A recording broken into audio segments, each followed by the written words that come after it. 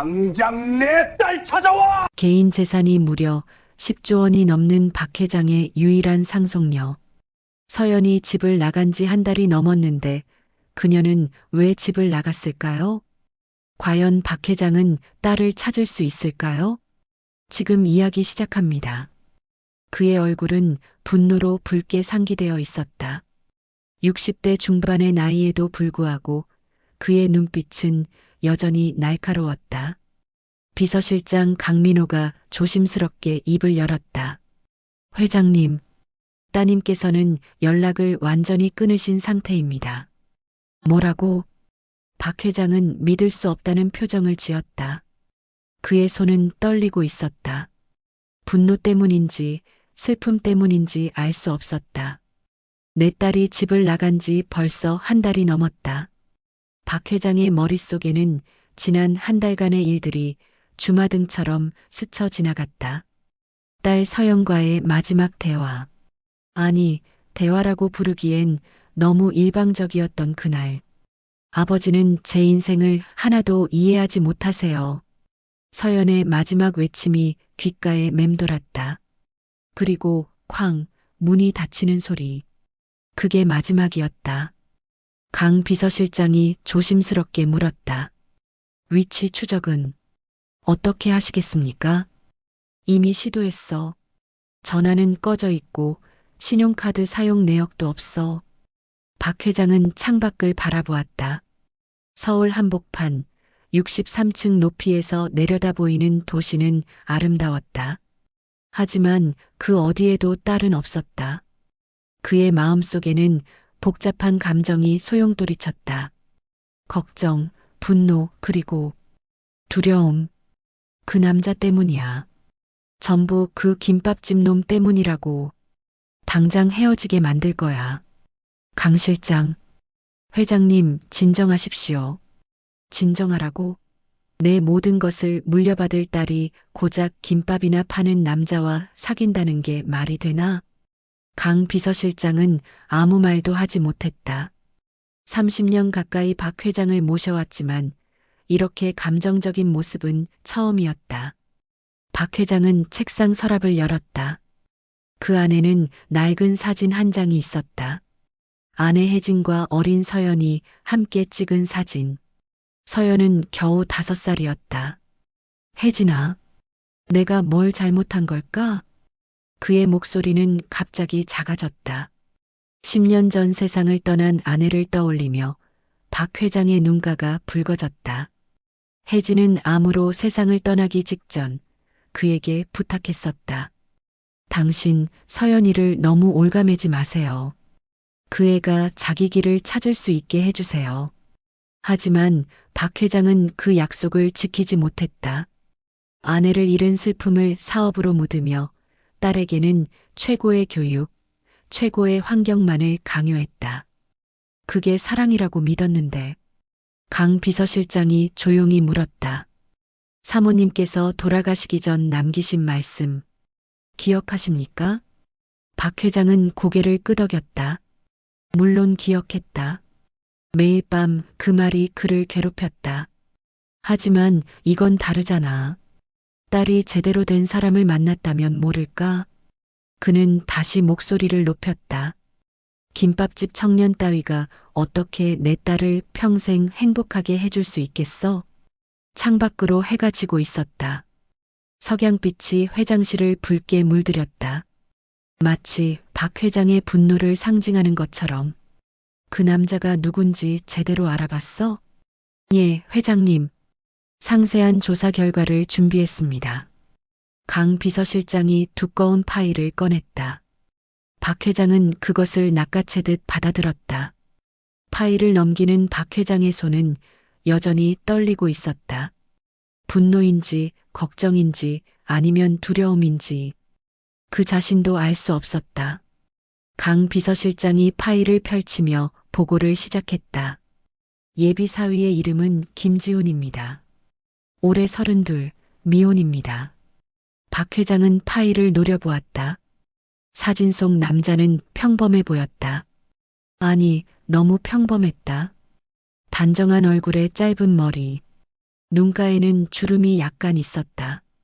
고생한 흔적이었다.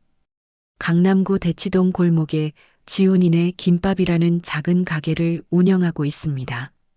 김밥집. 박 회장이 비웃듯 중얼거렸다. 내 사위가 김밥을 싸서 팔고 있다는 거지? 그의 목소리에는 경멸이 섞여 있었다. 강 비서실장은 표정 하나 변하지 않고 계속 보고했다. 부모님은 10여 년 전 교통사고로 돌아가셨고 형제자매도 없습니다. 완전히 혼자입니다. 학력은 고등학교 중퇴입니다. 이후 검정고시로 고졸 학력은 취득했으나 대학은 진학하지 않았습니다. 박 회장의 얼굴이 더욱 굳어졌다. 그의 눈썹이 찌푸려졌다. 학벌도 없고 재산도 없고 가족도 없다. 그는 파일을 탁자에 던졌다. 파일이 흩어지며 서류들이 바닥에 떨어졌다. 이런 남자가 어떻게 내 딸과 어울린다는 거야? 강 비서실장이 조용히 서류를 주었다. 그리고 조심스럽게 말을 이었다. 재정 상태는 그리 좋지 않습니다. 얼마나? 월 평균 순수익이 200만 원 정도입니다. 가게 월세가 100만 원이고 생활비를 제하면 그러니까 거의 빈털털이라는 소리잖아. 박 회장이 소리쳤다. 그의 얼굴은 이제 완전히 붉어져 있었다. 더 있습니다. 뭐가 더 있어? 최근 3개월간 월세를 연체한 적이 있습니다. 건물주와 협의하여 분할 납부 중입니다. 박 회장은 허탈하게 웃었다. 웃음이 아니었다. 비명에 가까웠다. 월세도 제때 못 내는 놈이 내 딸과 결혼하겠다고? 그는 자리에서 벌떡 일어났다. 창가로 걸어가 서울 야경을 내려다보았다.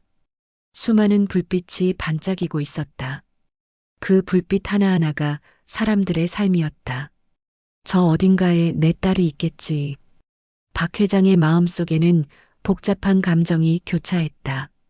분노와 걱정, 그리고 알 수 없는 불안감. 회장님, 강 비서실장의 목소리가 들렸다. 하지만 한 가지 특이한 점이 있습니다. 뭔데? 김지훈 씨는 동네에서 평판이 매우 좋습니다. 박 회장이 고개를 돌렸다. 비서실장을 의아한 표정으로 바라보았다. 평판? 예. 주변 주민들을 대상으로 조사한 결과 모두가 그를 착한 청년이라고 칭찬했습니다. 그게 뭐가 중요해? 돈도 없고 배경도 없는 놈인데. 하지만 강 비서실장은 멈추지 않았다. 경제적으로 어려운 학생들에게 무료로 김밥을 제공하기도 하고 혼자 사시는 어르신들을 자주 찾아뵙는다고 합니다. 박 회장은 코웃음을 쳤다. 그래봤자 위선 아니겠어?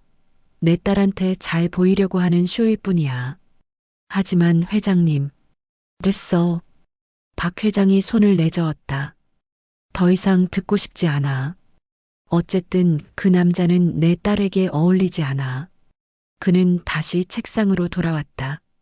그리고 의자에 깊숙이 앉았다. 한동안 침묵이 흘렀다. 강 비서실장이 조심스럽게 물었다. 그럼 어떻게 하시겠습니까? 박 회장은 천천히 고개를 들었다. 그의 눈빛이 변했다. 분노는 가라앉았지만 대신 차가운 결의가 자리 잡았다. 직접 만나봐야겠어. 예. 회장님께서 직접? 그래. 내 눈으로 직접 확인해야겠어. 강 비서실장이 놀란 표정을 지었다. 하지만 회장님께서 직접 가시면 김지훈 씨가 회장님을 알아볼 텐데. 박 회장은 의미심장한 미소를 지었다. 그 미소에는 어떤 계획이 담겨 있었다.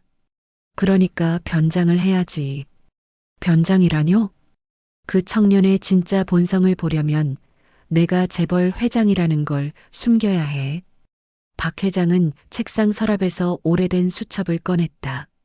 그 안에는 젊은 시절의 메모들이 빼곡히 적혀 있었다. 나도 한때는 가난했어. 길거리에서 잠을 자던 때도 있었지. 강 비서실장은 놀란 표정을 감추지 못했다. 30년을 함께 일했지만 회장의 그런 과거는 처음 들었다. 그때의 기억을 되살려 봐야겠어. 박 회장의 목소리에는 결연함이 담겨 있었다. 거지 행색으로 변장해서 그 청년을 시험해 보겠어.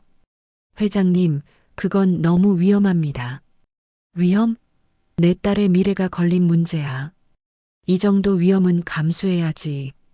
박 회장은 자리에서 일어났다. 그리고 창밖을 다시 한번 바라보았다. 사람의 진짜 본성은 약자를 대할 때 드러나는 법이야. 그의 목소리는 낮고 단호했다. 거지에게 어떻게 대하는지 보면 그 사람의 인격을 알 수 있지. 강 비서실장이 걱정스러운 표정으로 물었다. 만약 그 청년이 회장님을 잘 대한다면 어떻게 하시겠습니까? 박 회장은 잠시 말을 멈췄다. 그리고 차갑게 대답했다. 그건 딸 앞에서 좋은 모습을 보이기 위한 위선일 거야. 진짜 본 모습은 다를 거라고. 그럼 만약 함부로 대한다면 당장 딸을 데려올 거야. 그런 인간과는 단 1초도 함께 있을 수 없어. 박 회장의 결심은 확고했다. 그의 눈빛에는 어떤 의심도 없었다. 아니, 의심으로 가득 차 있었다. 김지훈이라는 청년에 대한 의심. 내일 당장 준비해. 나를 완벽한 거지로 만들어줘. 알겠습니다, 회장님. 강 비서실장이 고개를 숙였다. 하지만 그의 표정에는 걱정이 가득했다. 박 회장은 다시 사진을 바라보았다. 아내 혜진과 어린 서연의 사진. 그리고 중얼거렸다. 혜진아, 내가 우리 딸을 지킬게. 그 어떤 못된 놈도 우리 딸을 이용하지 못하게 할 거야. 밤은 깊어가고 있었다.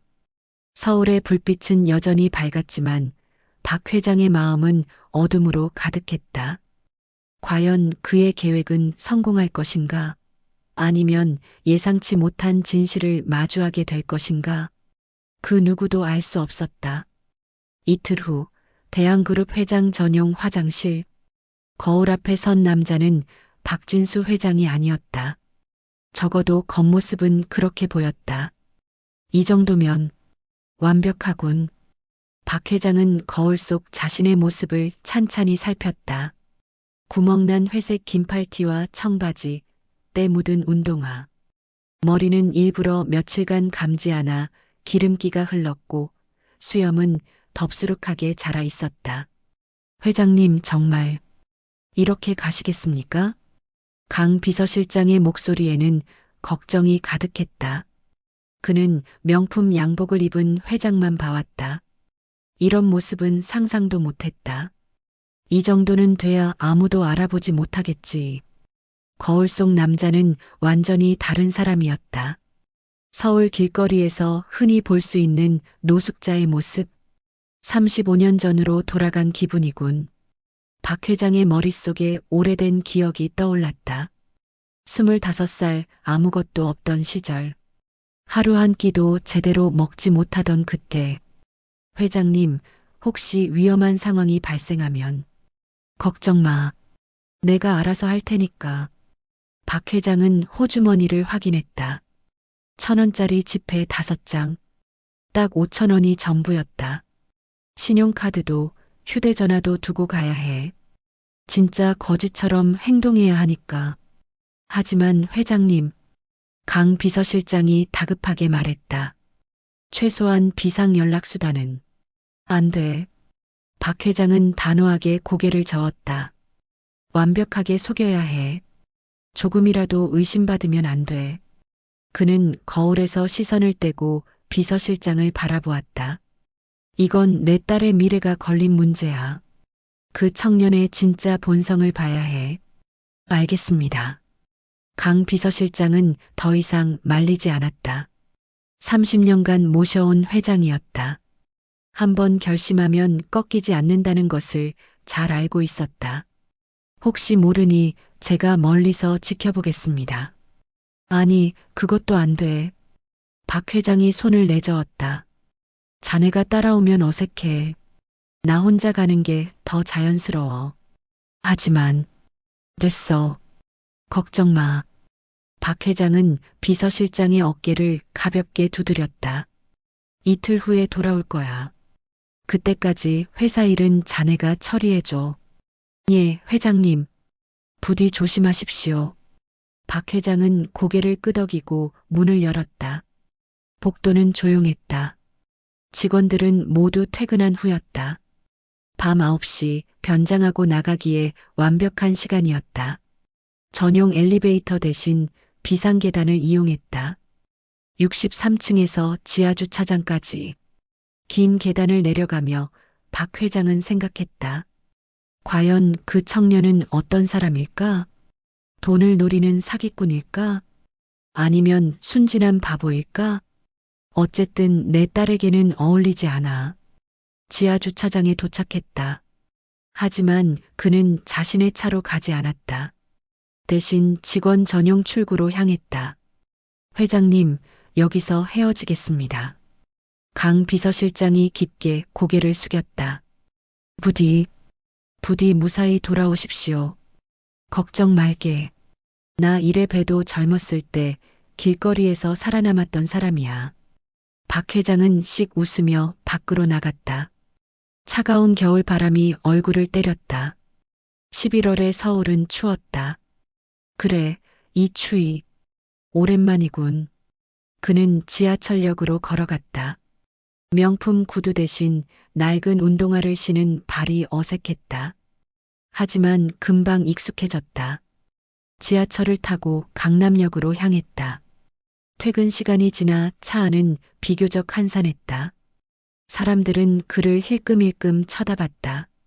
하지만 아무도 말을 걸지 않았다. 역시 사람들은 거지를 피하지. 박 회장은 쓴웃음을 지었다. 자신도 예전에는 그랬다. 길거리의 노숙자를 외면했다. 바쁘다는 핑계로, 불편하다는 이유로 강남역에서 내렸다. 역 안은 여전히 사람들로 붐볐다. 하지만 박 회장 주변으로는 자연스럽게 사람들이 피해갔다. 이게 바로 약자의 삶이구나. 그는 지상으로 올라왔다. 화려한 네온 사인이 거리를 밝혔다. 명품 매장들이 즐비했다. 그 모든 것이 자신의 것이었다. 아니, 자신이 만든 세상이었다. 하지만 지금은 달랐다. 지금의 그는 이 화려한 세계에 속하지 않았다. 거지일 뿐이었다. 골목으로 들어갔다. 강 비서실장이 알려준 주소를 따라 걸었다. 대치동, 한적한 골목. 큰 길에서 벗어나니 조용했다. 저기가 그 김밥집이군. 멀리 작은 간판이 보였다. 지훈이네 김밥. 손글씨로 쓴 소박한 간판이었다.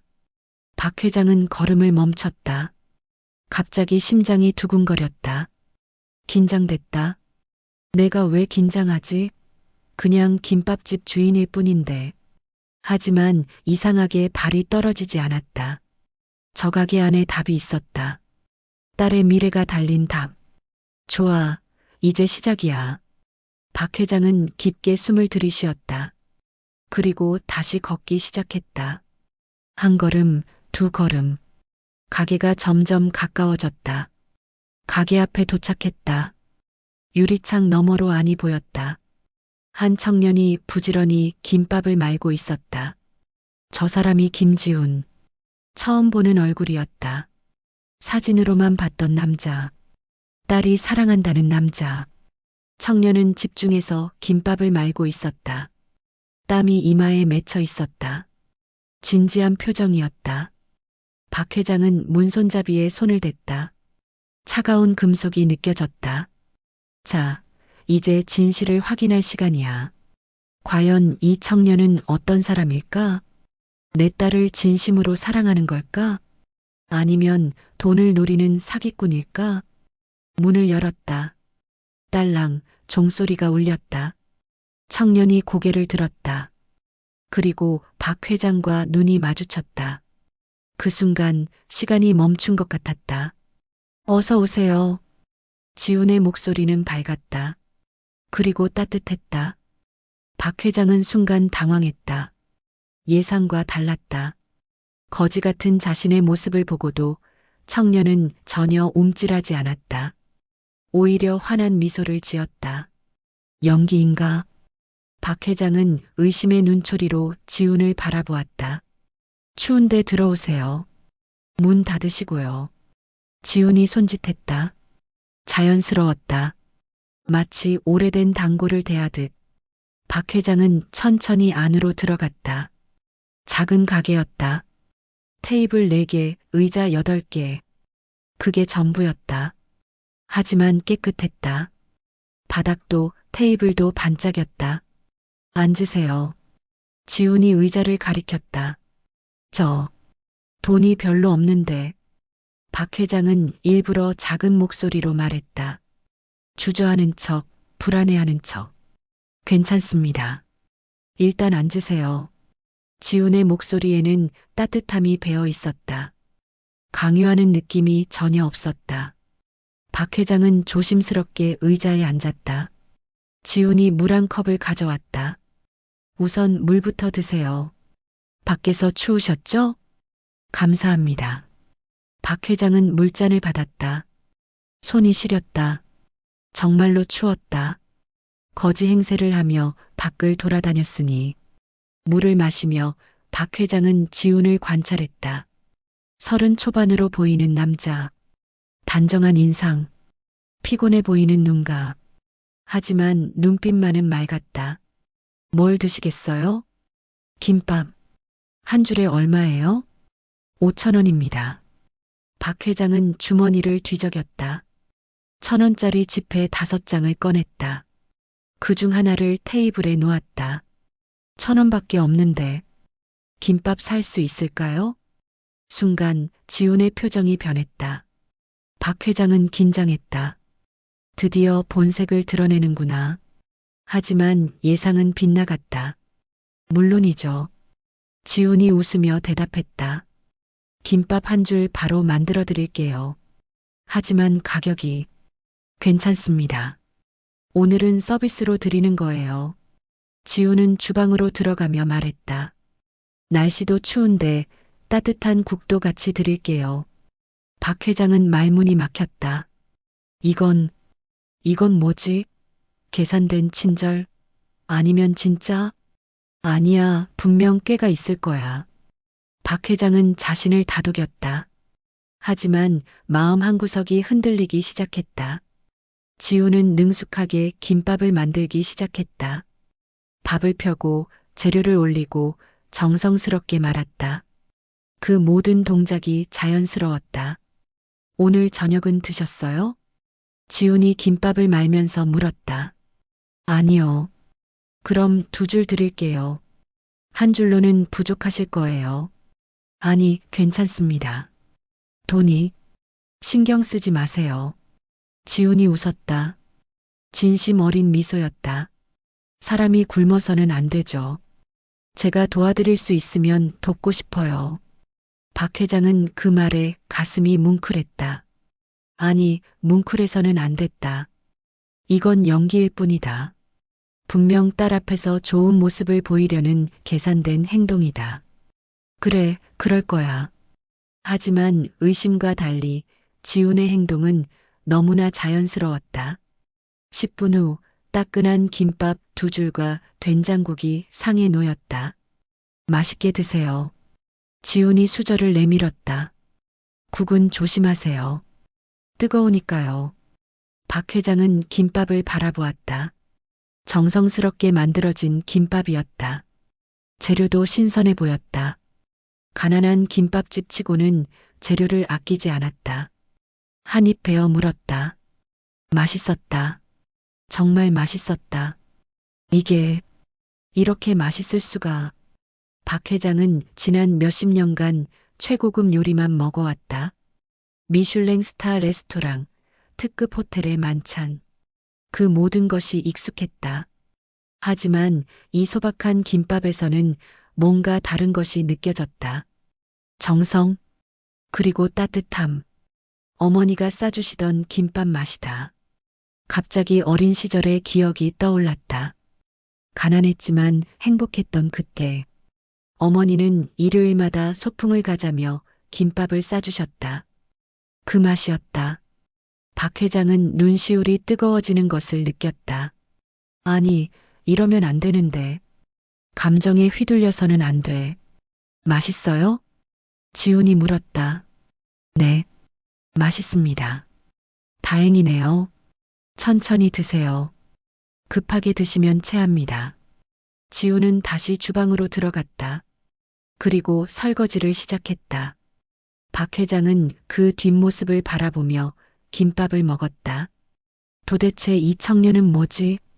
왜 이렇게 친절한 거야? 뭔가 목적이 있는 건가?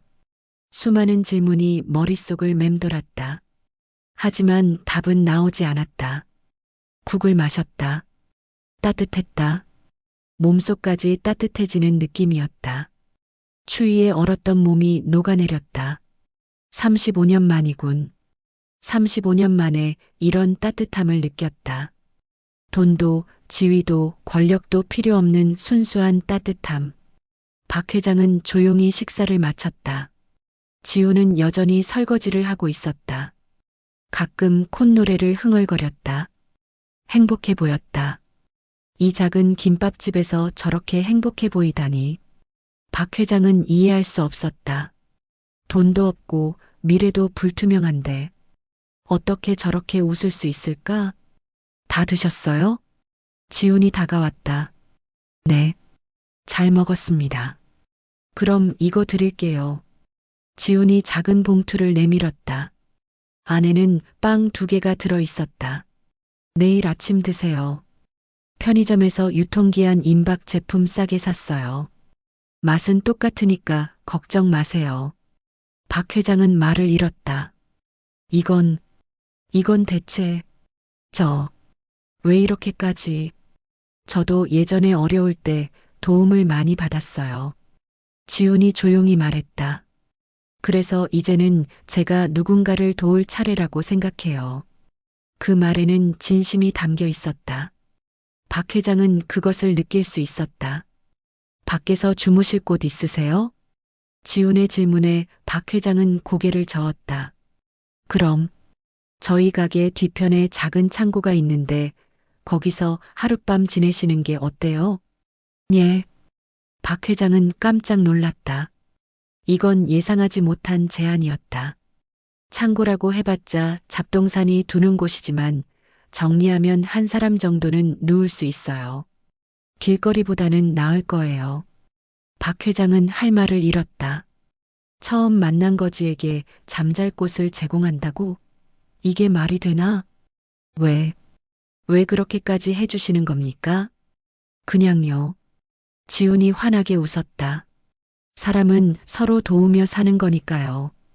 그 순간 박 회장의 마음속에서 무언가가 무너지기 시작했다. 편견이라는 벽이 조금씩 금이 가고 있었다. 창고는 생각보다 깨끗했다. 지훈이 부지런히 짐을 치우며 공간을 만들었다. 박 회장은 그 모습을 멍하니 바라보았다. 여기 담요 깔아드릴게요. 지훈이 낡은 담요를 펼쳤다. 이불도 가져올게요. 밤에 많이 추우니까요. 정말 괜찮습니다. 박 회장이 말했다. 하지만 지훈은 듣지 않았다. 괜찮아요. 제가 쓰던 거예요. 깨끗해요. 몇 분 후 작은 공간이 잠자리로 변했다. 담요와 이불, 그리고 작은 베개까지. 지훈은 정말로 정성을 다했다. 혹시 아프신 데는 없으세요? 없습니다.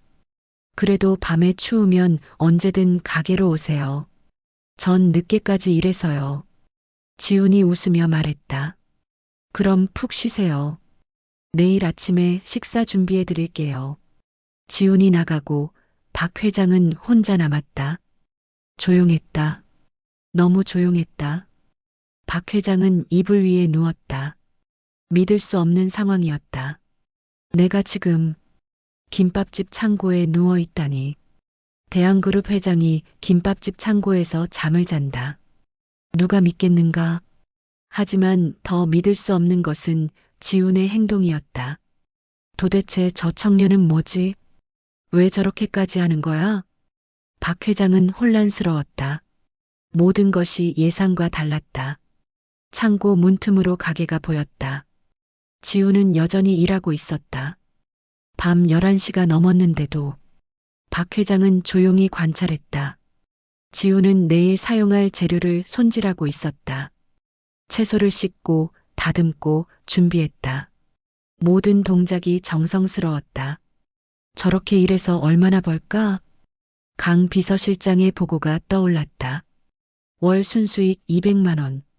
그것도 가게 월세를 내고 나면 100만 원이 남는다. 100만 원으로 어떻게 살지? 박 회장은 이해할 수 없었다. 자신은 한 끼 식사에 수십만 원을 쓴다. 한 벌 양복 가격이 1,000만 원이 넘는다. 시계 하나가 억 단위다. 하지만 저 청년은 100만 원으로 한 달을 산다. 그것도 행복하게. 무엇이 진짜 행복일까? 박 회장은 자문했다. 돈이 행복을 가져다 주나? 아니다. 자신이 증명하고 있지 않은가. 10조 원의 재산을 가졌지만 행복하지 않다. 딸은 집을 나갔고 아내는 세상을 떠났고 자신은 외롭다. 밤 12시가 되었다. 지우는 여전히 일하고 있었다. 이제는 무언가를 끓이고 있었다. 뭘 만드는 거지? 박 회장의 호기심이 발동했다. 한밤중에 무엇을 만드는 걸까? 30분쯤 지나자 지훈이 창고로 왔다. 손에는 따뜻한 죽이 담긴 그릇이 들려 있었다. 아직 안 주무셨네요? 지훈이 웃으며 말했다. 저녁을 제대로 못 드신 것 같아서 죽을 끓였어요. 왜 이렇게까지? 박 회장이 물었다. 진심으로 궁금했다. 지훈은 잠시 망설이다 대답했다. 제가 어려웠을 때 한 분이 저를 도와주셨어요. 그의 목소리는 조용했다. 그분 덕분에 제가 다시 일어설 수 있었어요. 그래서 이제는 제가 누군가를 도울 차례라고 생각해요. 그분이 누구신데요? 잘 모르겠어요. 이름도 얼굴도 정확히 기억나지 않아요. 지훈이 먼 곳을 바라보며 말했다. 하지만 그분의 따뜻함은 기억나요. 그 따뜻함이 저를 살렸어요. 박 회장은 말없이 죽을 받아들었다. 천천히 드세요. 뜨거우니까 조심하시고요. 지훈이 나가고 박 회장은 혼자 죽을 먹었다. 따뜻했다. 몸만 따뜻한 게 아니었다. 마음도 따뜻해졌다. 이게 사람의 온기구나. 박 회장은 깨달았다. 돈으로 살 수 없는 것. 그것이 바로 이 따뜻함이다. 죽을 다 먹고 나니 눈물이 났다. 언제 이렇게 따뜻한 대접을 받아봤던가? 수십 년 만이었다. 박 회장은 조용히 울었다. 재벌 회장이 김밥집 창고에서 혼자 울고 있었다. 밤은 깊어갔다. 지우는 여전히 일하고 있었다. 새벽 1시가 되어서야 불을 껐다. 박 회장은 그제야 잠이 들었다. 오랜만에 편안한 잠이었다. 명품 침대도 고급 이불도 없었지만 이상하게 편안했다. 아버지, 일어나세요. 누군가 어깨를 흔들었다. 박 회장은 눈을 떴다. 지훈이 웃고 있었다. 아침이에요. 식사 준비했어요. 박 회장은 몸을 일으켰다. 온몸이 뻐근했다. 바닥에서 잔 탓이었다. 세수하실 수 있게 수건이랑 비누 준비해뒀어요. 지훈이 가리킨 곳에 깨끗한 수건과 비누가 놓여 있었다. 감사합니다. 박 회장은 세수를 했다. 차가운 물이 얼굴을 때렸다. 정신이 번쩍 들었다. 가게로 들어가니 아침 식사가 준비되어 있었다. 김밥과 따뜻한 차. 앉으세요. 지훈이 의자를 권했다. 계속 이렇게 얻어먹을 수만은 없는데. 박 회장이 난처한 표정으로 말했다. 괜찮아요. 지훈이 웃었다. 대신 가게 일을 조금 도와주실 수 있을까요? 가게 일이요? 네. 설거지나 청소 같은 간단한 일이요. 제가 혼자 하기엔 벅차서요. 박 회장은 잠시 망설였다. 하지만 거절할 이유가 없었다. 오히려 좋았다. 지훈을 더 가까이서 관찰할 수 있으니까. 알겠습니다. 도와드리죠. 감사합니다. 지훈이 환하게 웃었다. 그렇게 박 회장은 김밥집 직원이 되었다. 처음에는 서툴렀다. 설거지를 하다 그릇을 떨어뜨릴 뻔했고 테이블을 닦다 물을 쏟기도 했다. 하지만 지훈은 화내지 않았다. 오히려 웃으며 괜찮다고 했다. 천천히 하세요. 급할 거 없어요. 박 회장은 이상한 기분이 들었다. 수십 년 만에 하는 육체 노동이었다. 하지만 싫지 않았다. 오히려 즐거웠다. 이게 뭐지? 내가 왜 즐거운 거야? 스스로도 이해할 수 없었다. 아침 손님들이 들어오기 시작했다. 출근하는 직장인들이 김밥을 사갔다. 지훈 씨, 김밥 2줄 포장이요. 네, 금방 싸드릴게요. 지훈은 바쁘게 움직였다. 하지만 여전히 미소를 잃지 않았다. 새로 오신 분이에요? 한 손님이 박 회장을 보며 물었다. 아, 네. 아버지가 일을 도와주시기로 하셨어요. 지훈이 대신 대답했다. 그렇구나. 어르신 반갑습니다. 손님이 박 회장에게 인사했다. 박 회장은 어색하게 고개를 숙였다. 재벌 회장이 손님한테 인사를 받다니 묘한 기분이었다. 하지만 나쁘지 않았다. 점심시간이 되자 가게는 북적였다. 학생들, 직장인들, 동네 주민들, 다양한 사람들이 찾아왔다. 그리고 박 회장은 놀라운 것을 발견했다. 지우는 모든 손님의 이름을 기억하고 있었다. 민수야, 오늘도 왔구나. 시험 공부는 잘 돼? 할머니, 오늘은 몸이 좀 어때요? 지난번보다 낫겠죠? 사장님, 요즘 사업은 잘 되시죠? 모든 손님과 진심으로 대화했다. 기계적인 응대가 아니었다. 정말로 그들을 신경 쓰고 있었다. 저게 사업의 비결인가? 박 회장은 생각했다. 대한그룹은 수만 명의 직원이 있다. 하지만 자신은 그들의 이름을 몇 명이나 알고 있을까? 임원들의 이름도 가끔 헷갈렸다. 하물며 일반 직원들은 나는 사람을 본 게 아니라 숫자를 봤구나. 박 회장은 깨달았다.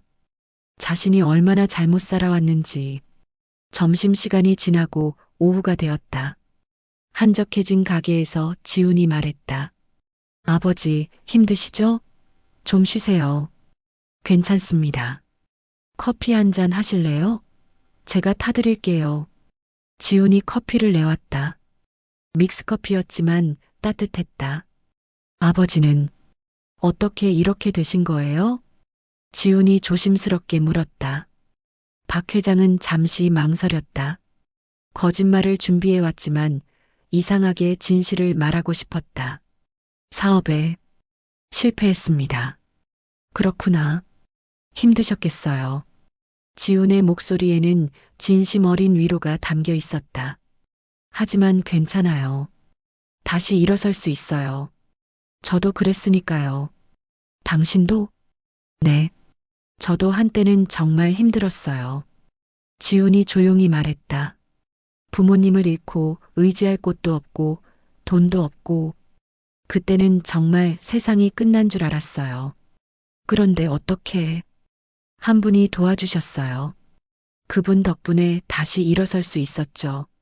지훈의 눈빛이 따뜻해졌다. 그래서 저도 이제는 누군가를 도와주고 싶어요. 아버지처럼 어려운 분들을요. 박 회장은 가슴이 뜨거워지는 것을 느꼈다. 이 청년은 진짜구나. 연기가 아니야. 진심이야. 그 순간 박 회장의 마음속에서 무언가가 완전히 무너졌다. 편견이라는 벽이 완전히 무너졌다. 지훈 씨, 네, 고맙습니다. 정말 고맙습니다.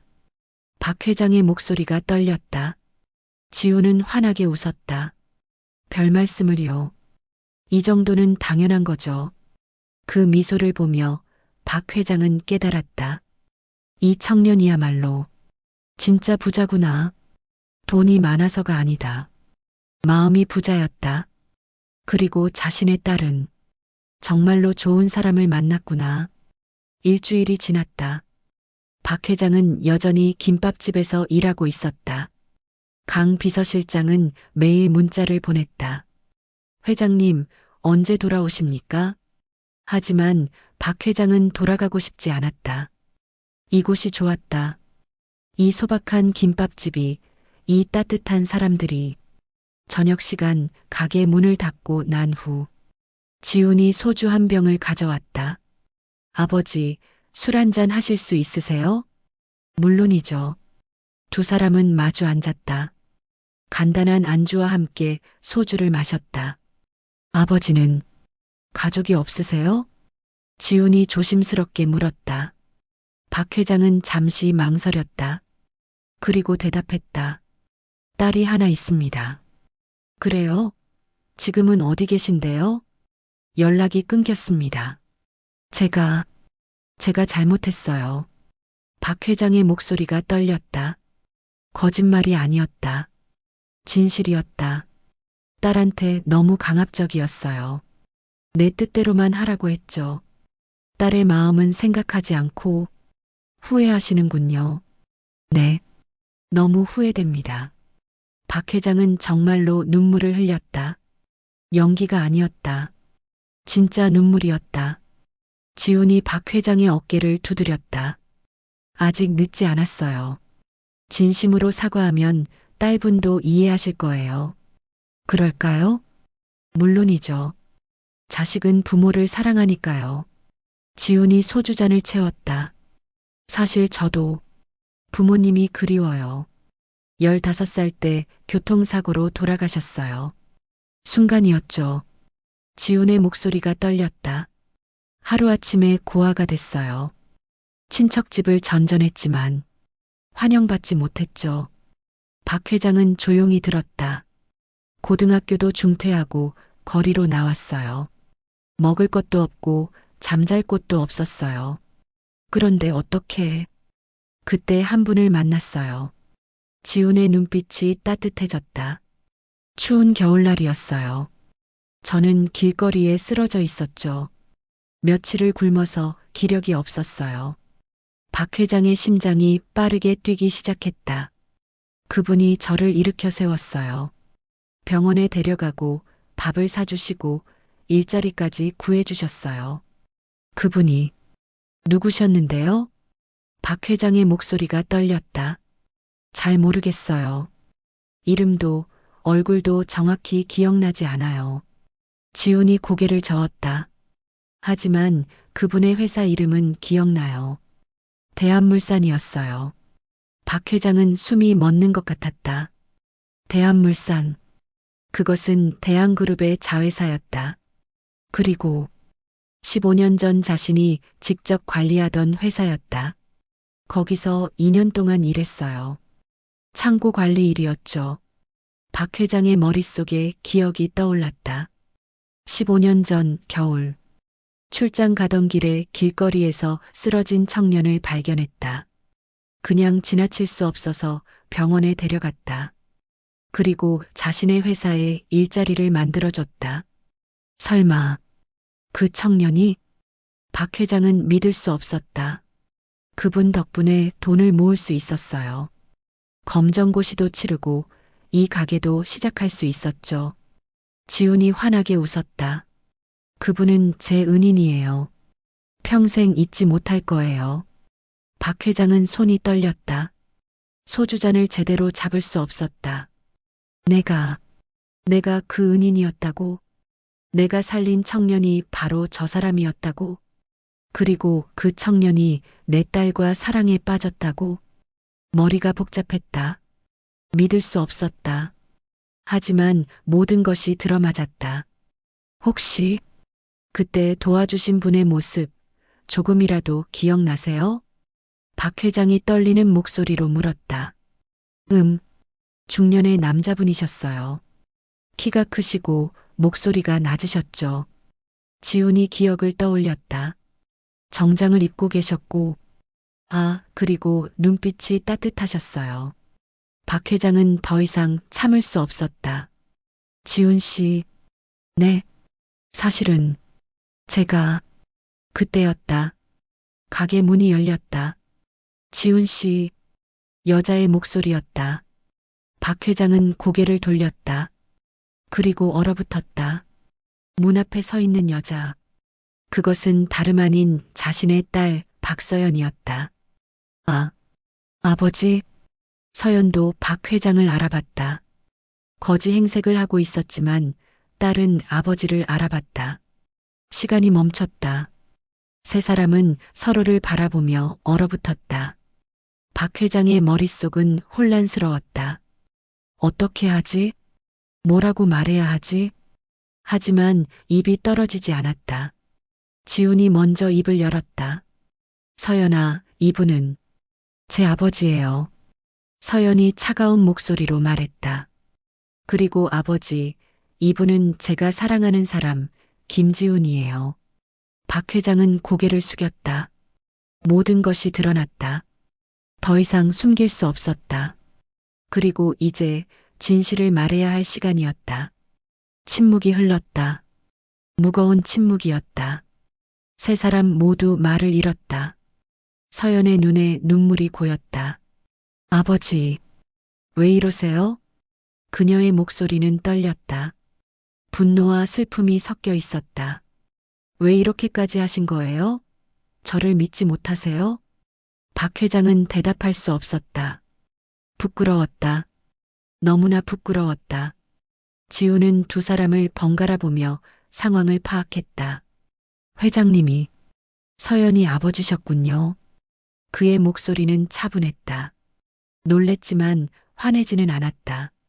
그리고 이 모든 게 저를 시험하기 위한 거였나요?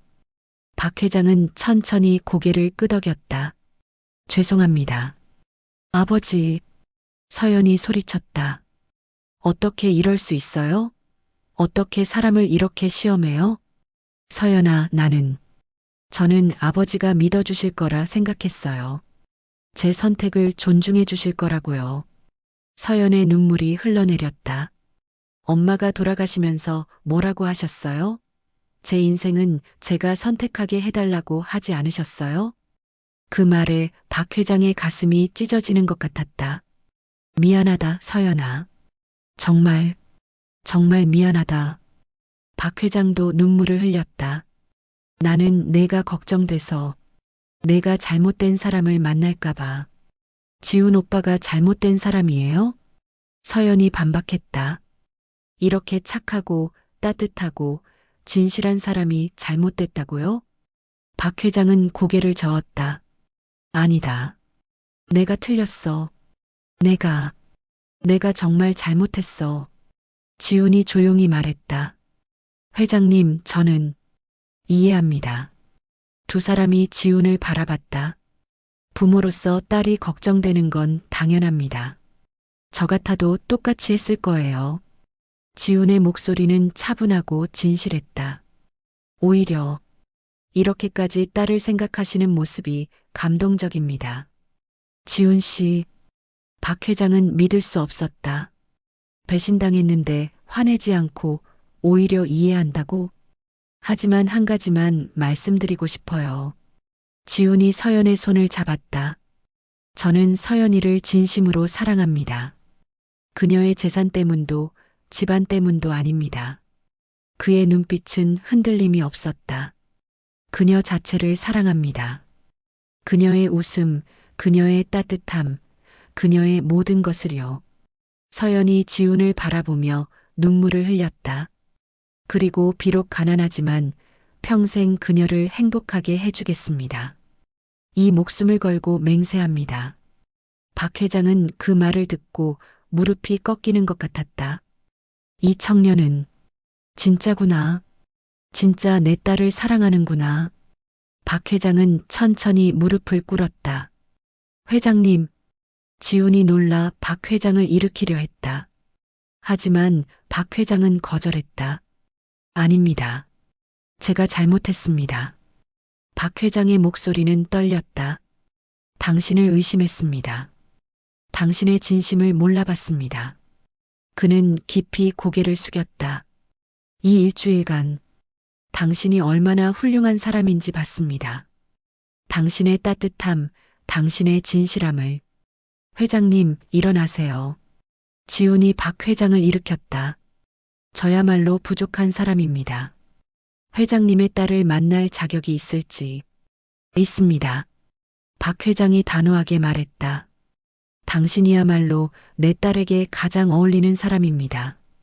서연이 놀란 표정으로 아버지를 바라봤다. 아버지. 서연아, 미안하다.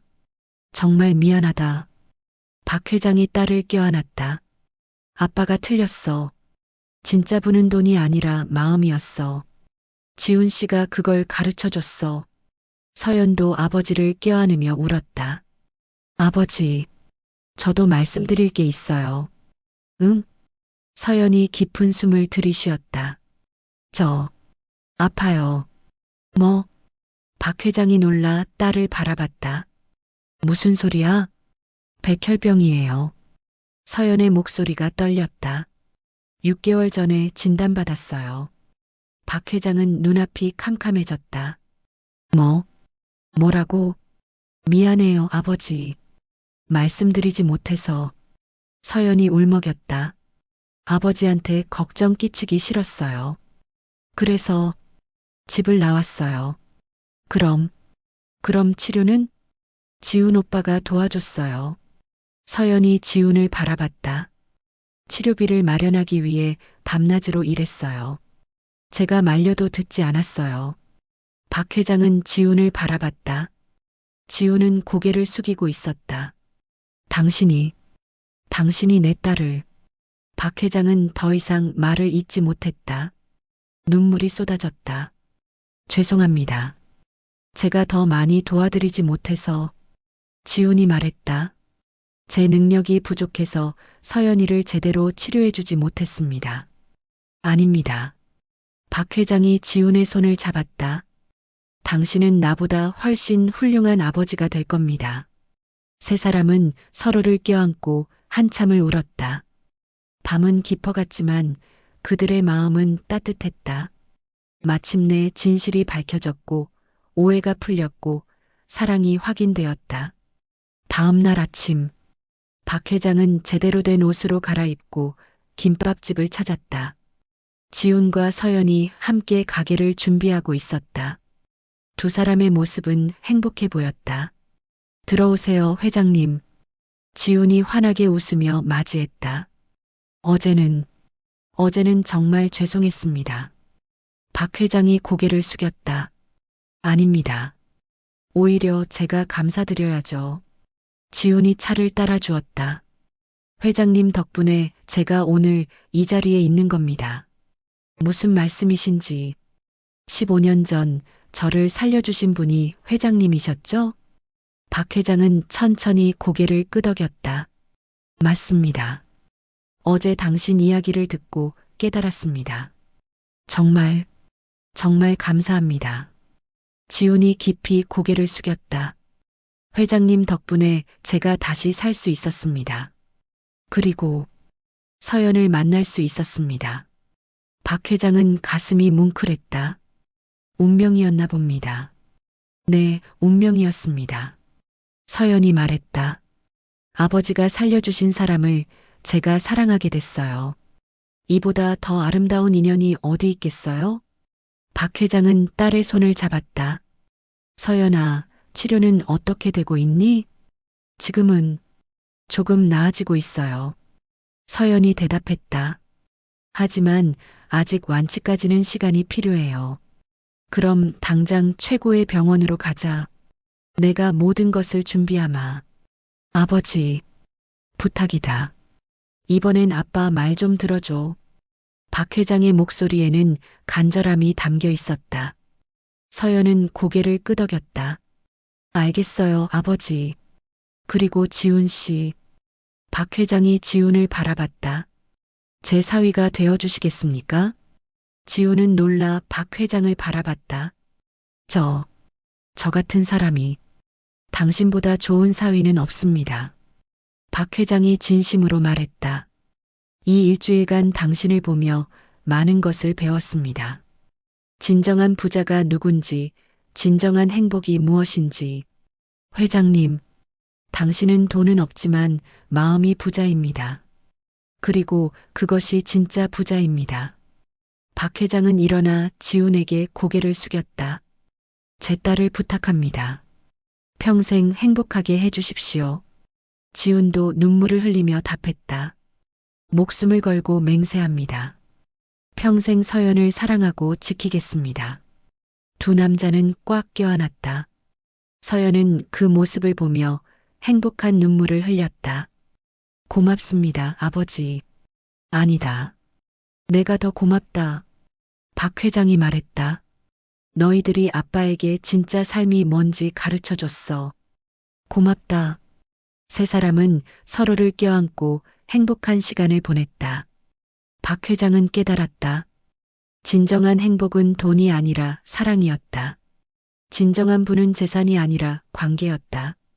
그리고 진정한 성공은 지위가 아니라 따뜻한 마음이었다. 지훈이라는 청년이 그 모든 것을 가르쳐 주었다. 감사합니다, 지훈 씨. 당신은 나의 은인입니다. 박 회장은 마음속으로 감사를 표했다. 그리고 새로운 삶을 시작하기로 다짐했다. 딸과 그리고 새로운 아들과 함께. 그날 이후 박 회장은 완전히 달라졌다. 회사로 돌아간 그는 경영 방식을 전면 수정했다. 앞으로 우리 그룹은 사람 중심 경영을 하겠습니다. 임원 회의에서 박 회장이 선언했다. 이윤도 중요하지만 사람이 더 중요합니다. 임원들은 놀란 표정이었다. 회장이 이렇게 말한 적이 없었다. 직원 복지를 대폭 개선하겠습니다. 최저임금 직원의 급여를 30% 인상하고 육아휴직을 확대하겠습니다. 하지만 회장님, 그러면 비용보다 사람이 먼저입니다. 박 회장은 단호하게 말했다. 그리고 협력업체와의 관계도 재정립하겠습니다. 일방적인 단가 후려치기는 중단합니다. 회장님, 임원들이 반발했다. 그러면 우리 이익이 줄어듭니다. 단기적으로는 그럴 수 있습니다. 박 회장이 차분하게 말했다. 하지만 장기적으로는 이익입니다. 진심으로 사람을 대하는 기업이 결국 성공합니다. 임원들은 서로 눈치를 봤다. 하지만 아무도 반대하지 못했다. 그리고 박 회장이 다시 입을 열었다. 매주 금요일 나는 현장을 방문하겠습니다. 공장도 매장도 모든 곳을요. 현장을요? 네. 직접 직원들을 만나고 그들의 이야기를 듣겠습니다. 박 회장의 눈빛은 확고했다. 지난 수십 년간 나는 사무실에만 앉아 있었습니다. 이제는 현장으로 나가겠습니다. 그 말대로 박 회장은 매주 현장을 방문했다. 공장 노동자들과 밥을 먹고 매장 직원들과 대화를 나눴다. 그들의 이름을 외우고 그들의 가족 이야기를 들었다. 처음에는 직원들이 어색해했다. 재벌 회장이 자신들과 밥을 먹다니. 하지만 점차 마음을 열었다. 박 회장의 진심을 느꼈기 때문이다. 회장님, 감사합니다. 한 직원이 말했다. 처음으로 우리를 사람으로 대해주시는 것 같아요. 그 말에 박 회장은 부끄러웠다. 그동안 나는 직원들을 사람으로 대하지 않았구나. 회사는 변하기 시작했다. 직원들의 만족도가 올라갔고 생산성이 증가했다. 협력업체들도 적극적으로 협력했다. 그리고 놀랍게도 이익도 증가했다. 회장님, 이번 분기 실적이 나왔습니다. 강 비서실장이 보고했다. 전년 대비 20% 증가했습니다. 그래요? 박 회장은 미소를 지었다. 역시 사람이 답이었군요. 강 비서실장도 미소를 지었다. 회장님께서 많이 변하셨습니다. 지훈 씨 덕분입니다. 박 회장이 창밖을 바라보며 말했다. 그 청년이 나를 변화시켰어요. 진짜 삶이 뭔지 가르쳐 줬죠. 따님의 치료는 어떻습니까? 잘 되고 있어요. 의사 말로는 완치 가능성이 높대요. 박 회장의 얼굴에 희망이 보였다. 다행입니다. 네, 정말 다행이에요. 박 회장은 지훈에게 여러 번 회사 일을 제안했다. 지훈 씨, 우리 회사에서 일하지 않겠어요? 좋은 직책을 드리겠습니다. 하지만 지훈은 번번이 거절했다. 감사하지만 저는 김밥집이 좋아요. 하지만 김밥집은 수익이 돈이 전부는 아니잖아요. 지훈이 웃으며 말했다. 저는 이 작은 가게에서 사람들을 만나는 게 행복해요. 그게 제 꿈이에요. 박 회장은 그 말에 고개를 끄덕였다. 알겠습니다. 당신의 선택을 존중하겠습니다. 고맙습니다. 대신 한 가지만 부탁해도 될까요? 뭔데요? 가끔 우리 회사 경영에 대해 조언해 주세요. 당신의 통찰력이 필요합니다. 지우는 웃으며 고개를 끄덕였다. 그 정도는 얼마든지요. 3개월이 지났다. 서연의 건강은 눈에 띄게 좋아졌다. 의사 선생님 어떻습니까? 박 회장이 긴장한 목소리로 물었다. 좋습니다. 아주 좋아요. 의사가 웃으며 대답했다. 치료가 잘 되고 있습니다. 이대로만 가면 완치 가능합니다. 정말입니까? 네. 환자분의 긍정적인 마음가짐이 큰 도움이 됐습니다. 박 회장은 눈물을 흘렸다.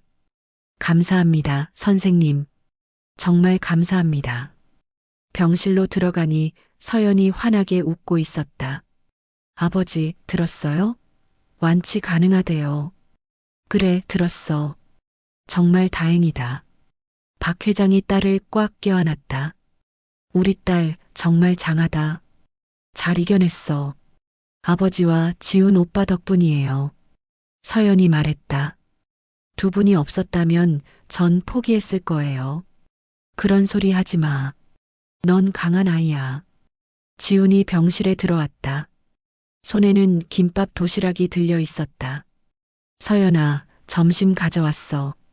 오늘은 내가 좋아하는 참치김밥이야. 와, 고마워. 서연이 환하게 웃었다.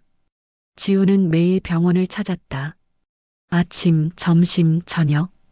항상 직접 만든 음식을 가져왔다. 박 회장은 그 모습을 보며 감동했다. 저 청년은 정말 진심이구나.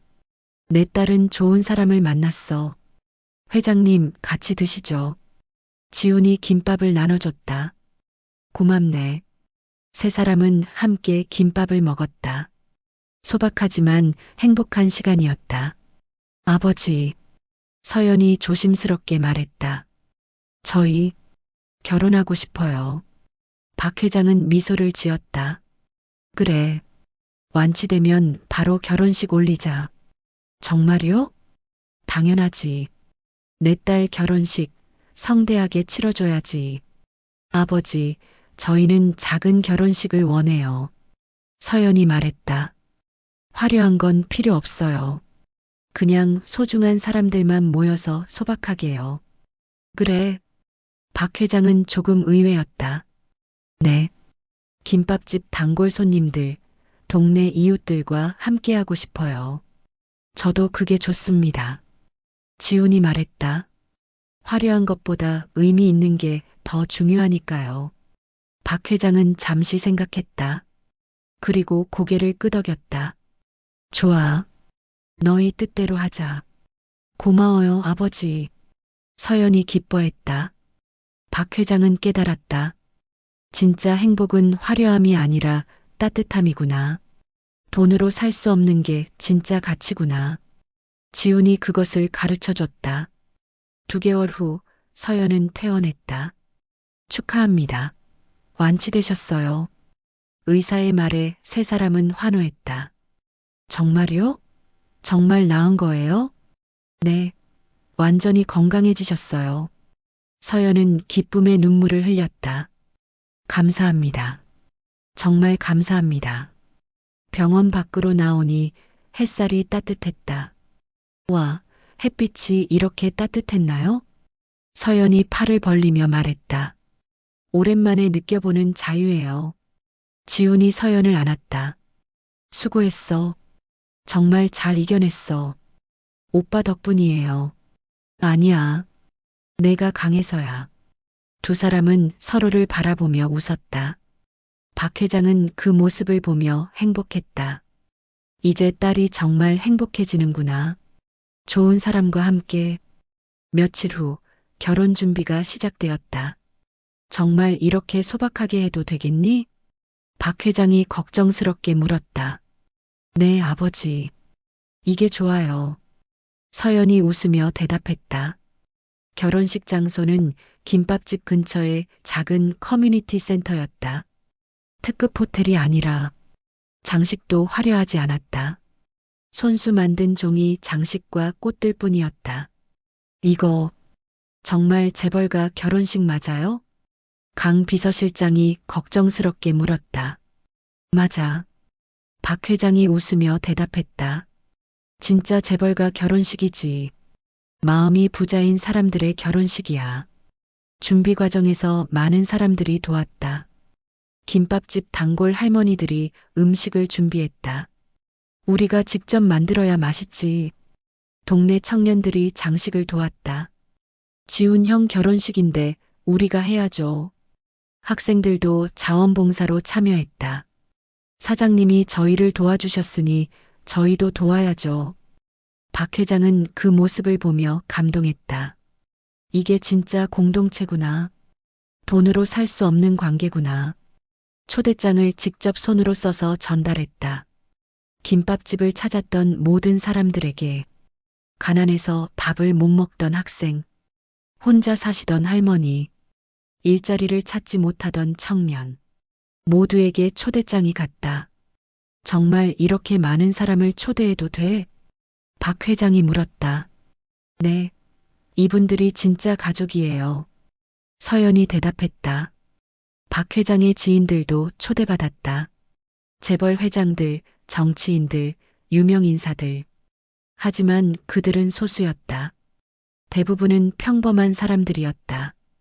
회장님, 정말 이런 결혼식을 하시겠습니까? 한 재벌 회장이 물었다. 그럼, 이게 진짜 결혼식이야. 박 회장이 자신있게 대답했다. 화려한 게 중요한 게 아니라 진심이 중요한 거야. 결혼식 전날 밤, 박 회장, 서연, 지훈이 함께 모였다. 내일이면 정식으로 가족이 되는구나. 박 회장이 감회 어린 목소리로 말했다. 네, 아버지. 지훈이 대답했다. 평생 서연을 행복하게 해주겠습니다. 맹세합니다. 나도 믿네. 박 회장이 지훈의 어깨를 두드렸다. 자네는 내가 만난 사람 중 가장 훌륭한 사람이야. 과찬이십니다. 아니야. 진심이야. 박 회장의 목소리는 진실했다. 자네 덕분에 내가 변했어. 진짜 삶이 뭔지 깨달았어. 저야말로 회장님 덕분에 오늘이 있습니다. 우린 서로에게 은인이야. 박 회장이 웃었다. 그래서 더 아름다운 인연이지. 서연이 두 사람을 바라보며 눈물을 흘렸다. 고마워요. 두 분 다. 왜 울어? 행복해서요. 너무 행복해서 눈물이 나요. 세 사람은 서로를 껴안았다. 내일이면 진짜 가족이 된다. 피로 맺어진 게 아니라 사랑으로 맺어진 진짜 가족. 결혼식 날이 밝았다. 맑은 하늘, 따뜻한 햇살. 완벽한 날씨였다. 작은 커뮤니티 센터는 사람들로 가득 찼다. 정장을 입은 사람도 있었지만 대부분은 평범한 옷차림이었다. 나이 든 할머니부터 어린 학생들까지 모두가 웃으며 대화를 나눴다. 저 신랑 진짜 좋은 사람이야. 맞아, 우리 동네 천사지. 신부도 예쁘고 착해. 둘이 정말 잘 어울려. 사람들의 축복이 가득했다. 서연은 화려한 드레스 대신 심플한 흰색 원피스를 입었다. 머리에는 작은 꽃 장식만. 하지만 그 어느 때보다 아름다웠다. 행복이 그녀를 빛나게 했다. 딸, 정말 예쁘다. 박 회장이 눈시울을 붉히며 말했다. 고마워요, 아버지. 아빠가 많이 미안했어. 아니에요. 이제 다 괜찮아요. 서연이 아버지의 손을 잡았다. 아버지가 변하셨잖아요. 그걸로 충분해요. 고맙다, 딸. 지우는 단정한 정장을 입고 서 있었다. 긴장한 표정이었지만 눈빛은 행복으로 빛났다. 긴장되지? 박 회장이 다가와 물었다. 네. 많이 떨려요. 나도 내 엄마랑 결혼할 때 그랬어. 박 회장이 웃으며 말했다. 하지만 후회는 안 했어. 최고의 선택이었지. 저도 그럴 것 같아요. 물론이지. 서연이는 최고의 여자야. 박 회장이 지훈의 어깨를 두드렸다. 아들, 행복하게 살아. 예, 아버지. 지훈이 박 회장을 아버지라고 불렀다. 박 회장은 눈물이 났다. 아들이 생겼구나. 정말 좋은 아들이. 식순이 시작되었다. 사회는 김밥집 단골이었던 동네 이장님이 맡았다. 자, 그럼 신랑 신부 입장하겠습니다. 사람들이 박수를 쳤다. 박 회장이 서연의 손을 잡고 입장했다. 버질로드는 짧았지만 그 어떤 호텔 버질로드보다 의미 있었다. 양옆에 선 사람들 모두가 진심으로 축복했다. 서연아, 행복해. 신랑 잘해야 돼. 두 사람 정말 잘 어울려. 따뜻한 응원이 가득했다. 지훈 앞에 도착했다. 박 회장은 딸의 손을 지훈의 손에 겹쳐 놓았다. 내 딸 부탁하네. 목숨 걸고 지키겠습니다. 알아. 자네를 믿어. 박 회장은 두 사람을 축복하며 자리로 돌아갔다. 주례는 따로 없었다. 대신 두 사람이 직접 준비한 서약을 낭독하기로 했다. 지훈이 먼저 시작했다. 서연아. 그의 목소리는 떨렸다. 너를 만나기 전 내 인생은 어두웠어. 사람들이 조용히 들었다. 부모님을 잃고 혼자가 됐을 때 세상이 끝난 줄 알았어. 하지만 은인을 만나 다시 일어섰지. 지우는 박 회장을 바라봤다. 박 회장이 미소 지었다. 그리고 너를 만났어. 넌 내 인생의 빛이었어. 서연의 눈에 눈물이 고였다. 내가 아플 때 정말 무서웠어. 너를 잃을까봐. 하지만 넌 강했어. 이겨냈어. 지훈도 눈물을 흘렸다. 평생 너를 사랑할게. 존중할게. 함께 웃고 함께 울며 살아갈게. 부자는 아니지만 진심만큼은 누구에게도 지지 않을게. 약속해. 사람들이 박수를 쳤다. 눈물을 흘리는 사람도 많았다. 이번에는 서연의 차례였다. 지훈 오빠. 서연의 목소리도 떨렸다. 엄마를 잃고 아빠마저 멀어졌을 때 난 세상에서 가장 외로웠어. 박 회장이 고개를 숙였다. 미안함이 밀려왔다. 하지만 오빠를 만났어. 오빠는 날 있는 그대로 봐줬어. 서연이 지훈을 바라봤다. 재벌가 딸이 아니라 한 명의 여자로 대해줬어. 그게 너무 고마웠어. 아플 때 떠날 수도 있었는데 끝까지 함께 해줬어. 힘들 때마다 용기를 줬어. 서연의 눈물이 흘러내렸다. 평생 오빠와 함께 걷고 싶어. 좋을 때나 힘들 때나. 오빠가 꿈꾸는 세상 모두가 서로 돕는 따뜻한 세상을 함께 만들어가고 싶어. 사랑해, 오빠. 평생 사랑할게. 지훈이 서연을 꽉 껴안았다. 사람들은 일어나 박수를 쳤다. 뜨거운 박수였다. 진심 어린 축복이었다. 키스, 키스. 누군가 외쳤다. 사람들이 웃으며 따라 외쳤다. 지훈과 서연은 얼굴을 붉히며 키스했다. 우레와 같은 박수가 터져나왔다. 축하해. 행복해. 오래오래 사랑해. 축복이 쏟아졌다. 박 회장도 일어나 박수를 쳤다. 눈물이 흘렀지만 행복한 눈물이었다. 혜진아, 보고 있니? 우리 딸 결혼했어. 정말 좋은 사람을 만났어. 당신이 원하던 그런 사람을. 박 회장은 하늘을 올려다봤다. 아내가 미소 짓는 것 같았다. 결혼식 후 피로연이 시작되었다. 고급 케이터링 대신 동네 할머니들이 만든 음식들이 차려졌다. 김치찌개, 된장찌개, 잡채, 나물. 그리고 물론 지훈이 만든 김밥. 와, 이거 정말 맛있다. 역시 정성이 들어가면 달라. 이게 진짜 음식이지. 사람들은 맛있게 먹으며 이야기를 나눴다. 재벌 회장들도 평범한 사람들 사이에 섞여 앉았다. 처음에는 어색했지만 곧 자연스러워졌다. 이거 의외로 괜찮은데? 한 재벌 회장이 김밥을 먹으며 말했다. 그쵸? 우리 지훈이가 만든 김밥은 최고예요. 할머니가 자랑스럽게 말했다. 하, 그렇군요. 계급도 지위도 사라졌다. 모두가 평등했다. 박 회장은 그 모습을 보며 흐뭇했다. 이게 진짜 세상이구나. 돈이나 지위가 아니라 사람이 중심인 세상.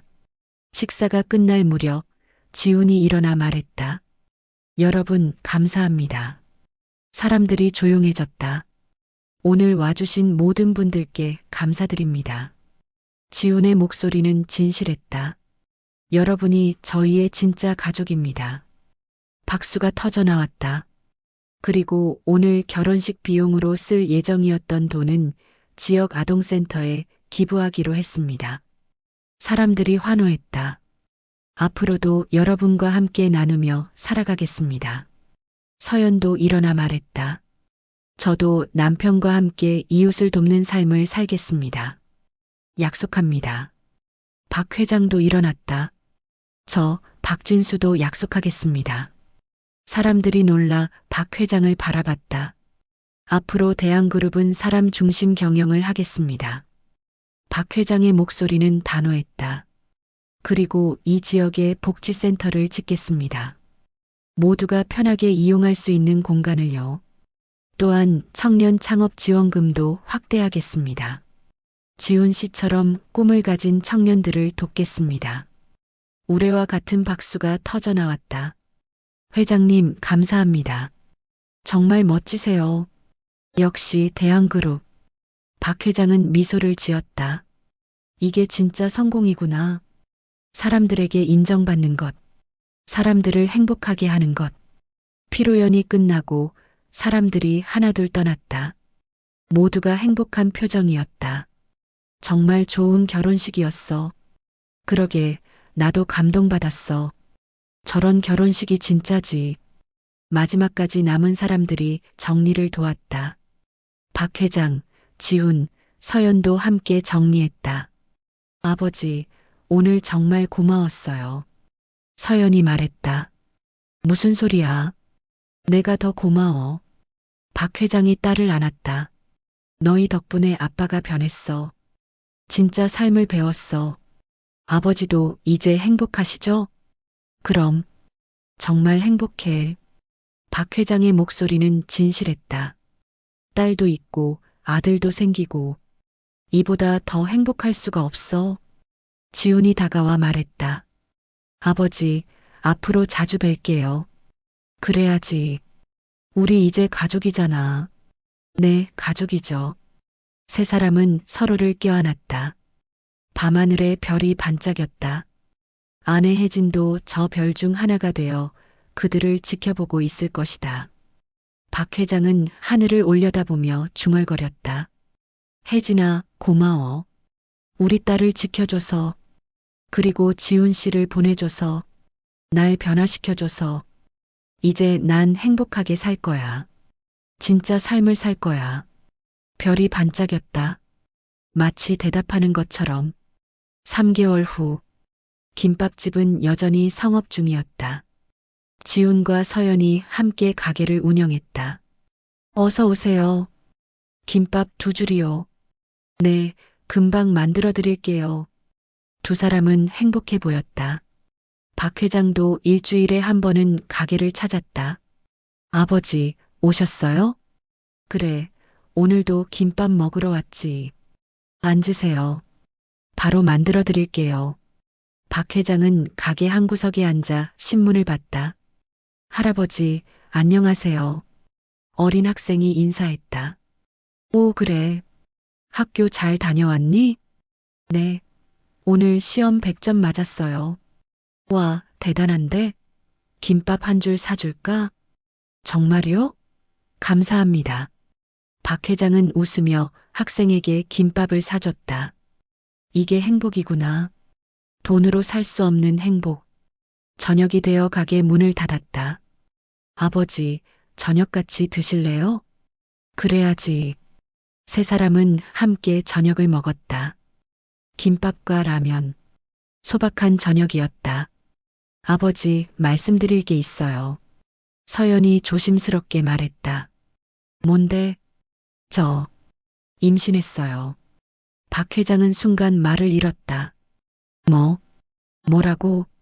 아기가 생겼어요. 서연이 환하게 웃었다. 박 회장의 눈에서 눈물이 흘렀다. 정말이냐? 네, 정말이에요. 손주를 보는구나. 박 회장은 서연을 꽉 껴안았다. 혜진아, 들었어? 우리 손주 생긴대. 그는 하늘을 향해 외쳤다. 고마워, 정말 고마워. 지훈도 눈물을 흘렸다. 아버지가 되는구나. 그래, 자네는 좋은 아버지가 될 거야. 박 회장이 지훈의 어깨를 두드렸다. 나보다 훨씬 더. 아버지도 좋은 할아버지가 되실 거예요. 서연이 말했다. 그럼 세상에서 제일 좋은 할아버지가 될 거야. 세 사람은 서로를 껴안고 한참을 웃었다. 행복한 웃음이었다. 창밖으로 달빛이 비쳤다. 따뜻하고 부드러운 달빛이었다. 김밥집의 간판도 달빛을 받아 빛났다. 지훈이네 김밥.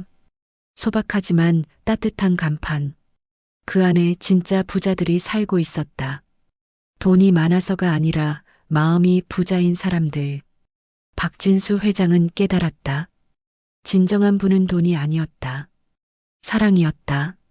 관계였다. 따뜻함이었다. 그리고 그 모든 것을 김지훈이라는 청년이 가르쳐줬다. 거지 행색으로 찾아갔던 그날.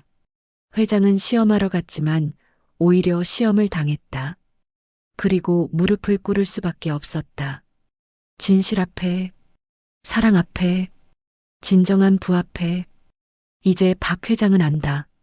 진짜 성공이 무엇인지, 진짜 행복이 무엇인지, 그리고 진짜 부자가 누구인지. 달빛은 계속 빛났다. 따뜻하게, 부드럽게, 세 사람의 미래를 축복하듯. 이 이야기는 우리에게 묻습니다. 진정한 부란 무엇인가? 진정한 성공이란 무엇인가? 돈과 지위가 전부가 아닙니다. 진짜 중요한 것은 사람입니다. 관계입니다. 사랑입니다. 김밥집 청년 지우는 돈은 없었지만 마음이 부자였습니다. 재벌 회장 박진수는 돈은 많았지만 마음이 가난했습니다. 하지만 둘이 만나며 서로를 변화시켰습니다. 지훈은 박 회장에게 따뜻함을 가르쳤고 박 회장은 지훈에게 기회를 주었습니다. 그리고 그 중심에 서연이 있었습니다. 사랑이 모든 것을 이어주었습니다. 우리도 지훈처럼 살아갈 수 있습니다. 비록 돈은 없어도 따뜻한 마음으로 약자를 외면하지 않고 이웃을 사랑하며 그것이 진짜 부자의 삶입니다. 그것이 진짜 성공한 삶입니다. 여러분도 오늘 누군가에게 따뜻함을 나눠주세요. 작은 친절이 세상을 바꿉니다. 이 이야기가 여러분에게 잔잔한 감동을 주었다면 지금 어디에서 듣고 계신지 댓글로 남겨주세요. 시청해주셔서 감사합니다.